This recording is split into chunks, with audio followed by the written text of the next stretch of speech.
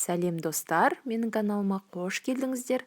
Бұл видеода қамыры өте жұмсақ, дәмі ауызда еритін картоп қосылған пирожкидің рецептісімен бөлісемін. Менің видеомды соңына дейін көріңіздер, қажетті ингредиенттерді описание бөліміне қалдырамын. Қамыр тез әрі жұмсақ болып көтерілу үшін алдымен аштыққа дайындаймыз. Ол үшін құрғақ және таза ыдысқа құрғақ аштыққа, қант, ұн және жылы сүтті қосып, барлығын араластырамыз. Аштыққа көтерілгенше бетін 10 минутқа жауып қоямыз. 10 минуттан кейін аштығымыз дәл осындай үлпілдек, яғни воздушный болып шығады. Бұл қамырдың тез көтерілуіне жақсы әсер етеді. Аштықының үстіне жұмыртқа, сұйық май және тұз қосып, жақсылап араластырамыз. Содан соң ұн қосып, қамырды илейміз. Қамырдың июі қанып, қолға жабыспайтындай болуы тиіс. Дайын болған қамырдың бетін пищевой пленкамен жауып, жылы жерге 1-1,5 сағат көлемінде қойып қоямыз. Қамыр көтерілгенше пирожкидің салмасын дайындаймыз. Ол үшін картопты ашып, жуып, тазалап, осындай орташа көлемде тураймыз.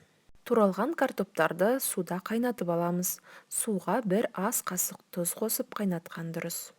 Картоп піскеннен кейін кастрюльдегі суын төгіп, бетіне сары май, тұз, бұрыш қосып, картоп езбесін дайындаймыз.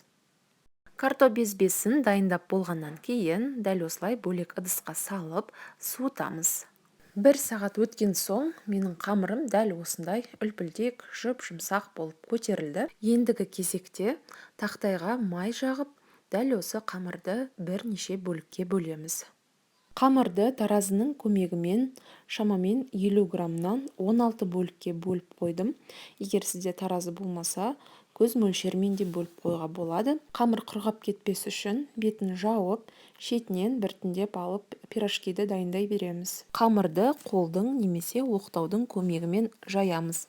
Қамырдың қалыңдығы шамамен 1-1,5 сантиметрдей болуы керек. Ортасына 1 ас қасықтан картоптан дайындалған салмасын салып, қамырдың шетін біріктіреміз. Дәл осылай барлық қамырға салмасынан салып, дайындап аламыз. Картоп қосылған пирожкиді дәл осылай дайындап алдым. Енді табада майды қыздырамыз. Алдын ала майды қыздырып, орташа немесе баяу отта 2 жағын қызарғанша қуырып аламыз. Қымбатты достар, менің каналыма тіркеліп, видеоларыма лайк басып, комментарий қалдыруды ұмытпаңыздар. Сіздердің қолдауларыңыз мен үшін өте маңызды. Қымбатты достар, менің видеом сіздерге пайдалы болды деген ойдамын. Дәл осы рецепт бойынша міндетті түрде жасап көріңіздер. Бір дайындағаннан-ақ дәл осындай жұмсақ, үлпілдек әрі өте дәмді болып шығады. Баршаңызға сәттілік тілеймін.